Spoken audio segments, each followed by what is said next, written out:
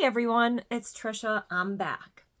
Now everything's going to look very different, and I'm going to share with you today some really intense, vulnerable things that I had processed during this entire month off of working on art and of making any content. Now, you did probably see a couple of the posts that I created that were scheduled, totally forgot about, and they just snuck their way in there in March. But I did completely go without posting anything for my art or creating. And I really tapped into other things. And it was an extremely emotional process. Now, I'm going to share with you some intense journaling that I did during the process. And, it shifted for me. I felt like I was burning the candle at both ends. Give me a heart below if you know what that feels like.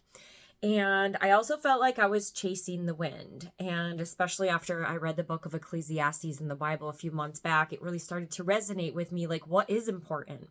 Am I pursuing what I am supposed to be doing to the fullest extent? And why am I always stressed out? Why am I always having like mental breakdowns when I appear to be doing what I love? And I do keep a really optimistic mindset, and I like to pour life and love and happiness and hope into people all the time.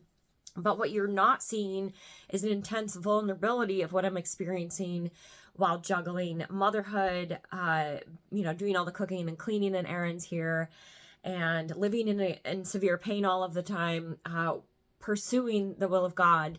I also teach the Bible, and I'm like trying to juggle, how do I take care of my body? Because I can't do all the things every day. I can't homeschool Gavin, exercise, and then cook and clean. It's just impossible for me. There's just not enough time and energy in the day to do everything every day as one person.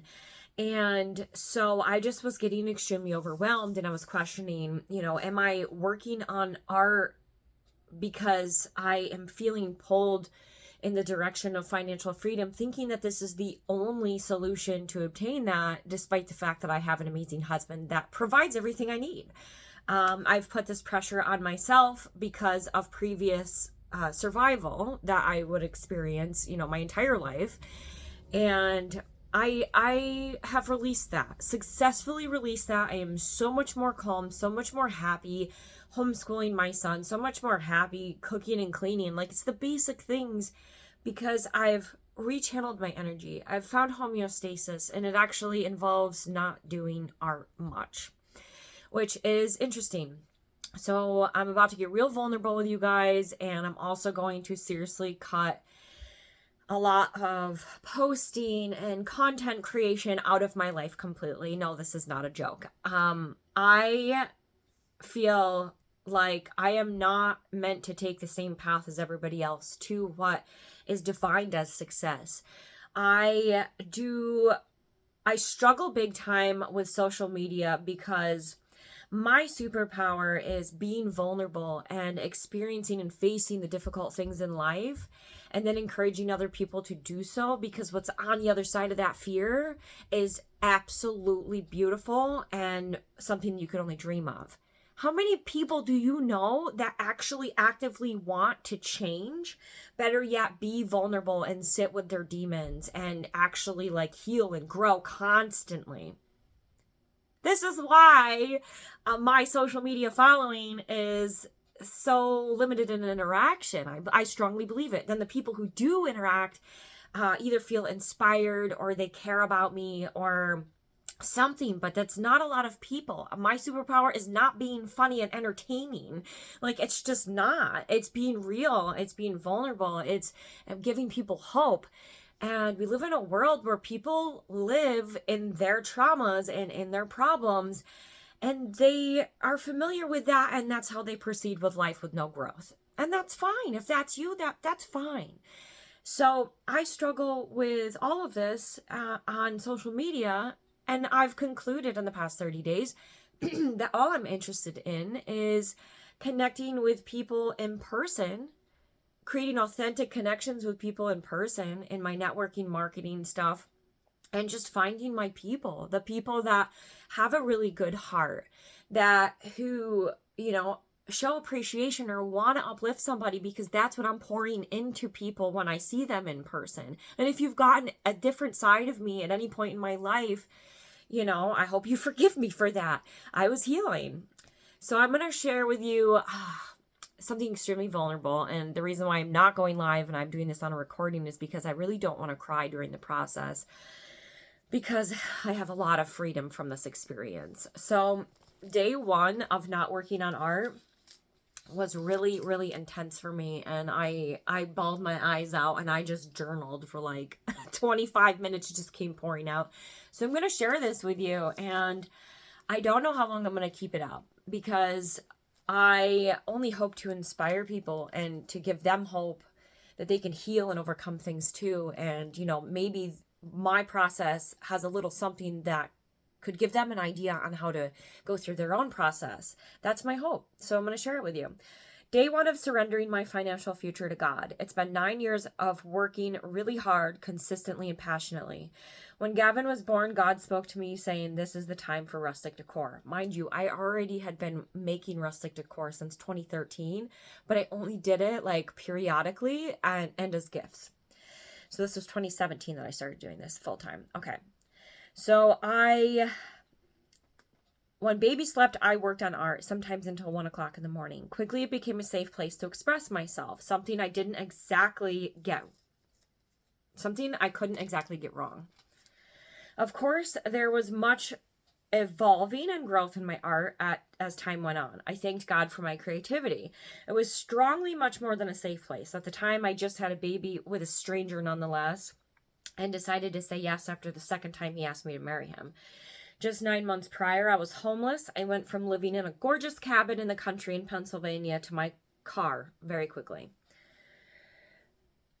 So for the sake of painting the picture, I'll give some details. 25, 26 years old, working at a car dealership as a clerk and cleaning for Catholic charities. And I also cleaned vacation homes on the side. I paid all of my bills and always on time. And this was literally since teenage years. Like, I paid for my car insurance, my phone bill, always.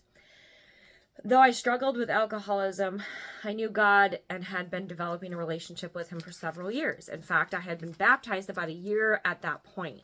God was still healing me, and I was still working on letting him mold me into the amazing woman that I am today. He kept saying, I need you to be alone with me for many months. I hated being alone, and of course I didn't listen. So I wasn't single long. In 1 week, I lost my job. I had a miscarriage, and my home was trashed, literally broken into, trash. Everything was taken from it. That was of any significance. Like, doors were off the hinges. It was bad.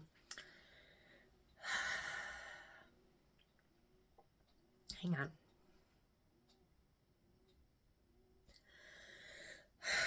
I still remember the perfect footprint of a size 10 Osiris shoe in the center of my door.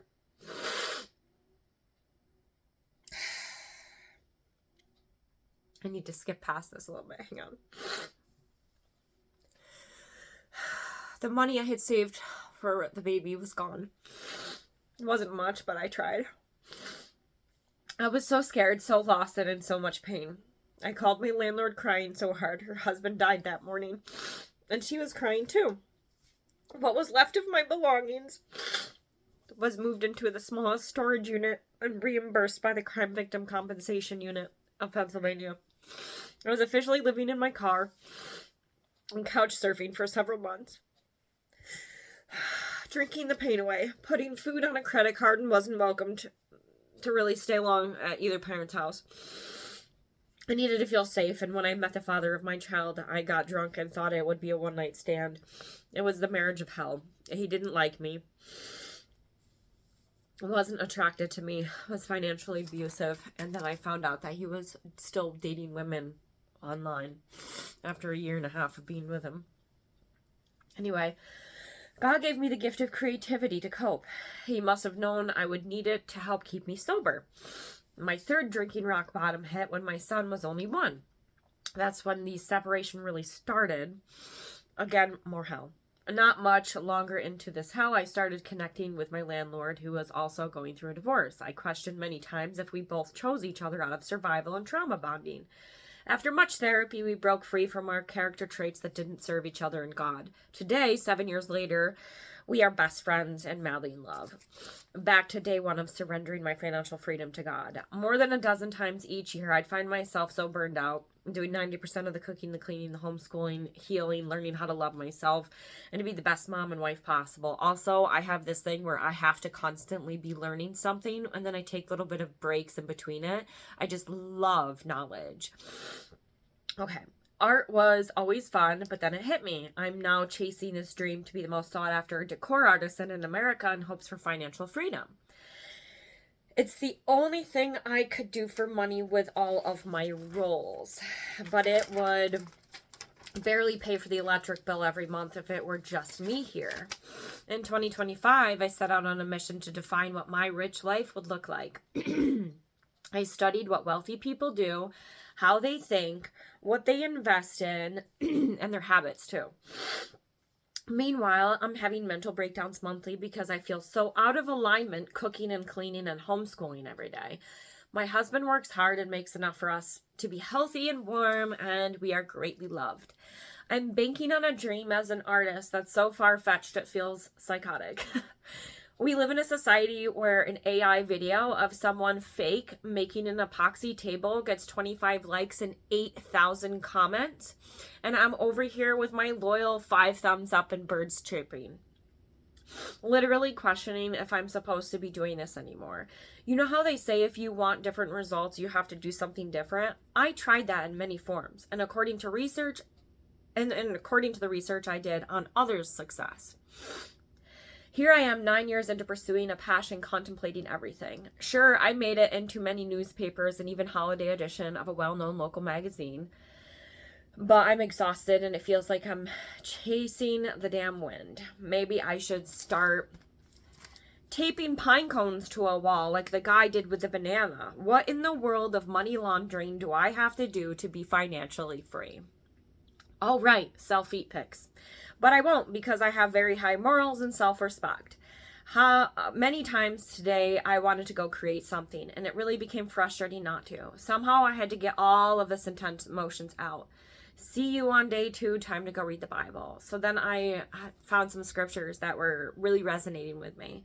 But seek first the kingdom of God and his righteousness, and all these things will be added to you. Matthew 6:24, no one can serve 2 masters, for either he will hate the one and love the other, or else he will be loyal to the one and despise the other. You cannot serve God and mammon. So I questioned whether or not I was idolizing art, right? So I was relying more on my ability to create art to produce my financial freedom than I was God himself. This was an intense realization I had. Okay, so then I wrote, I trust that you will provide, not because I worked so hard, but because by your grace you have blessed me. And then I wrote how I was feeling. I reread this and cried so hard, turned to prayer and the Bible, and I feel calm. Still a bit of tension in my stomach, but there is much relief.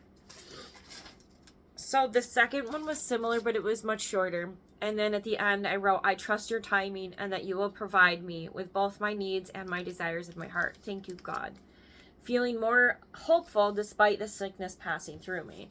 So I went through a lot in the past 30 days, like including falling down like a flight of stairs in North Carolina, and I was just covered in bruises and I was in a lot of pain, and then like a delayed response left me with a like severe shoulder problem where I was bedridden for 5 days. It was intense. So I start physical therapy next week. But then I wanted to share with you guys also what happened on 21 days into surrendering my financial freedom to God. Okay, this is intense. Thanks for still being with me here. Okay, 21 days into surrendering my financial freedom to God, and it just hit me all at once with such clarity. I put this pressure on myself to make more, to do more, to be more. He already told me that I am enough. I am the one with the timeline to achieve the goals and bring out the missions he has called me into. See, 9 years ago, God spoke to me saying, now this is the time to pursue your art. Little did I know it would become an addiction, an idol of sorts, and something I relied on more than God to change my socioeconomic status and to help others. I will go back to it when I know in every cell of my body that it is not my talent, it is my God. that provides. Money and riches were never the goal. It was the freedom to have more time and to help more people.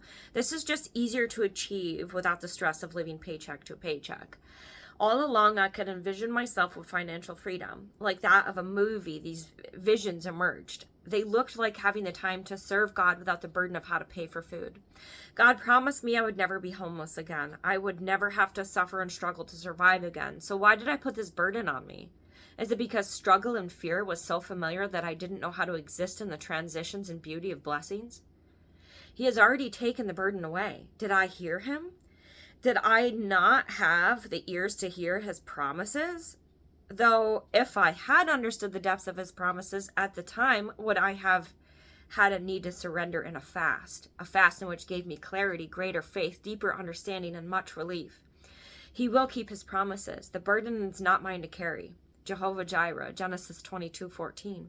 Joshua 23:14. Behold, this day I am going the way of all the earth, and you know in all your hearts and in all your souls that not one thing has failed of all the good things which the Lord your God spoke concerning you. All have come to pass for you, not one word of them has failed. Yeah. So I'm just going to let God lead everything. I'm not interested in over-creating to the point where it's really no longer a big part of my identity. It certainly is a gift that I have, and I will remain attentive to. I will still, accept your custom orders. However, there will be an extended period of time. So for instance, if you order switchblade covers and say you ordered a dozen of them, I would have typically been like, okay, give me 4 weeks, and I've always accomplished that within the time frame, if not a lot sooner. Now I'm going to add time to that for unforeseen circumstances, for enjoying the process, really, because that's what art is about, not the pressure of the timeline. I am going to proceed to create the second shelf that I'm making with Taylor Vincent Woodworking, because I did give that a prior commitment. So throughout April, I will be working on that, and I will show you it. Otherwise, I want you guys to really, take a time to let this all resonate with you. Show your support by purchasing the amazing things that I've already created on my website and in the stores that carry my work as well, because I will be keeping them stocked still. I have so much inventory right now from working literally full-time. Like, I treated this like a full-time job instead of a hobby. And I know that I'll reap what I sow in due time. However, I also feel way more at peace not working on art every single day. And so that's where I'm at. That is where I'm at with art. You do not need to expect content creation every week, maybe once a month from me, whatever feels right. I am just not going to pressure myself and go above and beyond for the internet. Even though that's how a lot of people got successful, my superpower is not being entertaining. It is being hopeful and vulnerable. And until I can bring in an audience that can really, really, really receive that and interact with me so that I know how to meet their needs, I'm just gonna plan on events and connecting with people there and just creating authentic relationships with people in the real world, because I'm real and I don't need to show up all the time in these dazzling smiles and humor and theatrics for anyone. I just don't. The pressure's gone and I'm so happy. It's amazing. Anyway, thanks for being a part of my journey, and I will see you guys when I see you.